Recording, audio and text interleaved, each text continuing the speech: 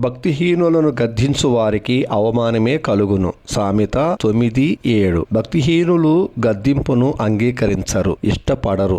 గద్దించే వారంటే భక్తిహీనులకు అసహ్యము. భక్తిహీనులు చెడిన హృదయం కలిగి ఉంటారు కాబట్టి గద్దించే వారిని భక్తిహీనులు అవమానిస్తారు. నీవు గద్దించినందుకు నీకు అవమానం కలిగిందని బాధపడకు. వారు భక్తిహీనులు. గద్దించే వారిని అవమానించటం భక్తిహీనుల యొక్క స్వభావము. ఈ స్వభావమును భక్తిహీనులు మార్చుకొనుట ఆశ్చర్యమే. భక్తిహీనులు నడిచే చెడు మార్గం వారికి అది యథార్థమైనదిగా కనిపించిద్ది. అది సత్యమని వారు నమ్ముతారు. వారు నడిచే మార్గము యథార్థమైనది కాదని, అది అసత్యమని చెబితే చెప్పిన వారిని అవమానిస్తారు. చెప్పిన వారికి అవమానమే కలిగిద్ది. ఇట్టి అవమానమును నీవు ఎదుర్కొంటున్నందువలన దేవుడు నీతో మాట్లాడుతూ నిన్ను ఆదరిస్తున్నాడు. ధైర్యంగా ఉండు.